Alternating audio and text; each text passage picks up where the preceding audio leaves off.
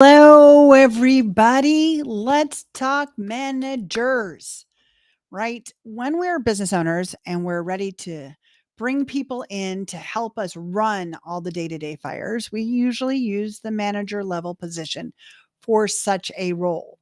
And whether we're calling them a supervisor or a coordinator or a manager, or heaven forbid, you lovely small business owners who love to throw around titles like it won't matter directors, chief operations officers, operations manager, right? There's all kinds of titles, but a manager, very specifically, is usually being brought in to help orchestrate humans in your company. Yeah, managers, right? So whether we're talking about your second in command or a manager who is going to handle a team, a certain vertical in your company, I totally get it. We're excited and we often in a give back capacity, right? We want to influence people around us. We will try to promote from it within. And this is a failure for a couple of reasons. One, I think everybody forgets not everybody can learn everything. Not everyone is capable of all potential skill sets. So if we just table that idea right now, let's imagine that we have very smart, able people that we're considering for the manager role, whether coming from inside or coming from outside, right? We're talking about people that are going to come in and represent you and your company's core mission and value. They're going to walk your talk. They're going to lead from your ideas and procedures and process. And I do believe that people can learn how to be a manager, how to lead, right? They can step into a leadership role. Management and leadership, not the same thing. We can talk about that a different day. They need to know how to hire and assess whether somebody will be good for a position. And they need to learn how to be a really strong mentor because when you are working with other individuals in a manager role, one of your main component is helping to identify if someone has a weak area and find ways to help them be successful. That's the fundamental idea. My job is to help my team be hugely successful. We call that being a boss.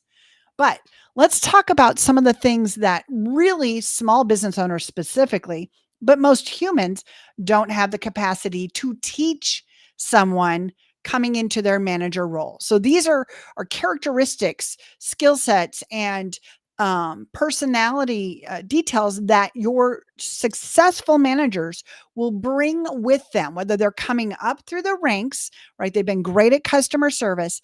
They need to have these three things because you, one, probably don't know how to teach somebody all these three very required pieces.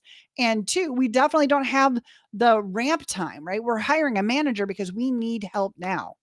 If you're in the bossification system, you know we've got 60 days for them to assess whether they're the right person for the job or not, because we don't have time to wait. We're trying to grow and build this team and company.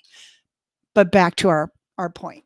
When you're promoting from a manager, there are some things, three specifically, that I want you to really make sure that your vetting system, how you hire and prove someone is got a reasonable chance at success, that your vetting system is looking at these three areas because they need to bring this with them.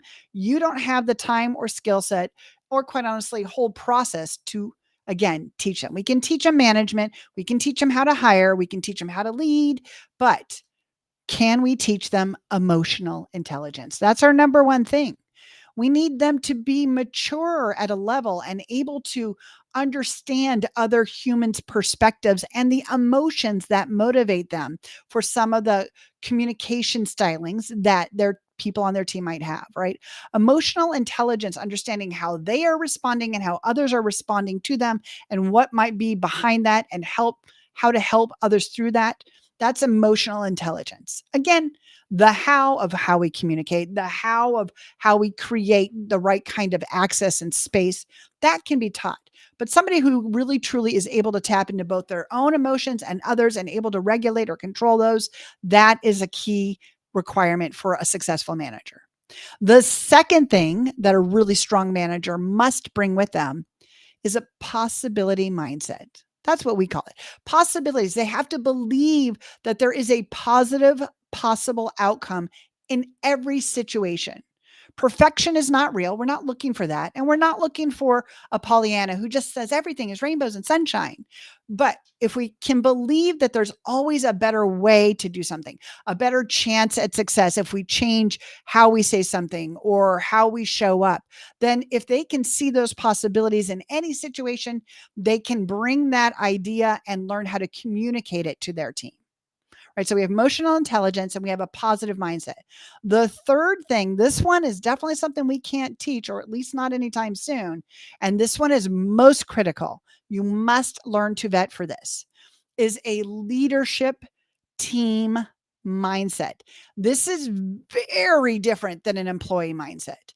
And yes, there are employees out there that can make the jump to this mindset, but it's time and a lot of training. So that's why I would prefer you beautiful small business owners out there to learn how to vet for this. But this is someone that's going to come in and have the company's back in all of their actions and behaviors and decisions.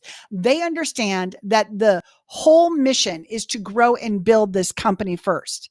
And the people on the team are the right people for the job right now. And while Talmar may be a great customer service today, she might not be the customer service representative that we need 3 years from now as we grow. It's not about retaining people at all costs. It's building the best possible team so that the company can grow, and understanding that the decisions we make as managers can be uncomfortable and not always fun, but have to be motivated in the idea that our company is growing and we are responsible. We are required to make sure that we have the right people on the team all the time. And it can't be about how much you like them, how hard they try, right? We need someone who's already bringing that idea that my job is to protect the company and where we're going. And that does mean it can't be about the personalities in the company. It's a hard thing for some people to get past. They'll even say that they're gonna, and then they can't get past it. But this is something that we need in every single successful manager. And this has to be a part of your vetting process. Make sure that you add it into your system. If you don't have a system, bossification, Boss HQ, give us a call. But I want you to have great managers that have your back, that have the company's back. And if we can learn to build around those three things, yes, we can up level their management skills or their hiring skills. That stuff is absolutely learnable by you and your team. But let's make sure we've got the people that are going to be the right kind of manager to help you build a leadership team that's all about progressive growth.